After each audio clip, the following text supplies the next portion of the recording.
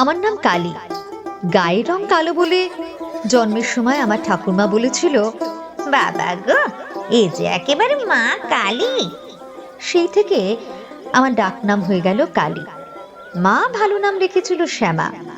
আমি master degree পাশ, শিক্ষিত বেকার।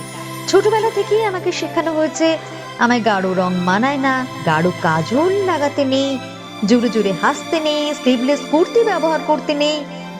এখন আমার বয়স 23 বছর।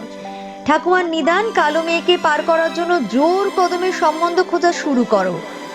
আজ আমি ভীষণ উত্তেজিত, একই সঙ্গে প্রচন্ড রকম টেন্সড। এই প্রথম পাত্রপক্ষ আমায় দেখতে আসছে। আমি চোখ ভরে কাজল পরেছি, কপালে ছোট্ট কালো টিপ, হালকা লিপস্টিক, আর আমার প্রিয় মেরুন শাড়িটা। তৈরি হয়ে ঘর থেকে বেরোতেই ঠাকুরমা বেরিয়ে উঠলেন। দেখো, সাক্ষাৎ কালী। কালো গায়ের রঙের কেউ এমন শাড়ি পরে? এমন দুধে আলতা রং মায়ের মেয়ের কি করে এমন ছিঁড়ি হলো ভগবান জানে। ও বৌমা, একটু এদিকে দেখো না। আমি কিছু বলতে যাওয়ার আগেই মা রান্নাঘর থেকে বেরিয়ে এসে শান্ত গলায় বুঝিয়ে বললেন, মারে, তোর গায়ের রংটা একটু চাপা তো, তাই ঠাকুমা বলেছেন গাঢ় রঙের রংটা আরো চাপা লাগবে। হালকা রঙের কিছু পর না, দেখ রং খুলবে। আমার চোখ ফেটে জল আসতে চাইল। আমি ঘরে চলে গেলাম। এইসব কথার মাঝে ওনারা হৈ হৈ করে এসে পড়লেন। আমি শাড়ি বদলানোর আর সময় পেলাম না। সত্যি বলতে কি, আমি শাড়ি বদলও করতাম না। যথাসময়ে আমার ডাক পড়ল। বসার ঘরে একে একে পরিচয় করানো হলো সকলের সঙ্গে। ছেলে, ছেলের মা, বাবা, ঠাকুমা এবং এক জামাইবাবু এসেছেন। আমি প্রতি নমস্কার জানিয়ে উল্টো দিকের চেয়ারে বসা মাত্রই আমার ঠাকুরমা বলে উঠলেন, আমাদের মেয়ে বাবু কালো ধলো, তবে রান্না বান্না কাজকর্মে বেশ এক্সপার্ট। এই গায়ের রংটাই যে কালো, না হলে একটু মানিয়ে গুছিয়ে নিলে আপনারা এমন শান্তশিষ্ট মেয়ে আর দুটি পাবেন না। আমার লজ্জায় মাটিতে মিশে যেতে ইচ্ছে করছিল।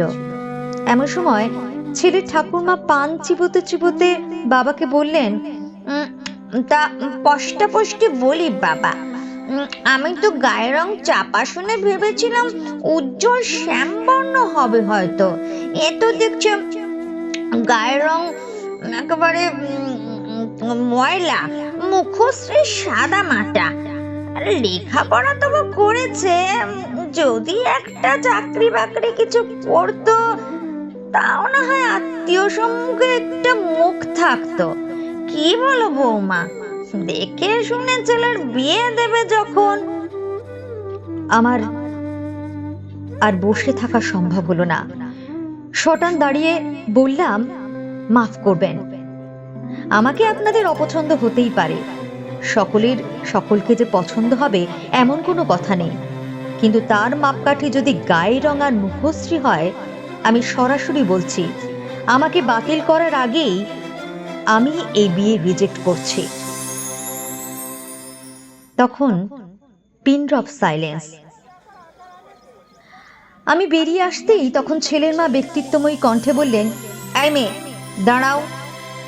আমি হলাম ছেলের মা। ছেলেকে আমি পেটে ধরেছি, মানুষ করেছি, আমার তো একটা মতামতের দাম আছে।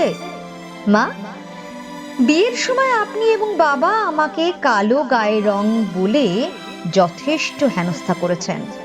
আমার বাবার থেকে প্রচুর টাকা, গয়না, যৌতুক নিয়েছেন। সারা জীবন আমাকে ছোট করেছেন। আমি মুখচোরা ছিলাম, কিছু বলতে পারিনি। কিন্তু আমার ছেলের জন্য এখন প্রতিবাদী আমি। আমার কালী দরকার।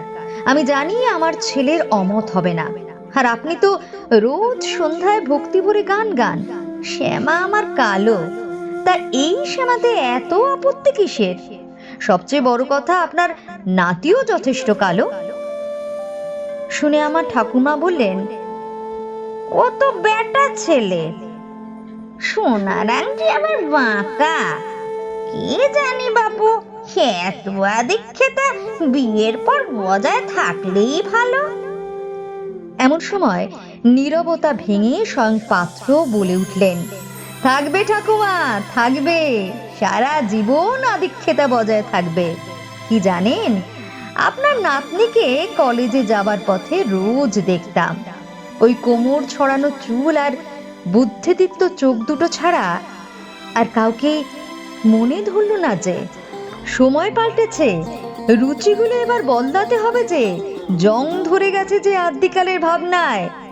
দিন না আপনার নাতনিকে আমার হাতে তুলে। রং যদিও বেজায় কালো, আমি কিন্তু পাত্র ভালো। সবাই হো হো করে হেসে উঠল। সেই হাসিতে যোগ দিলাম আমিও।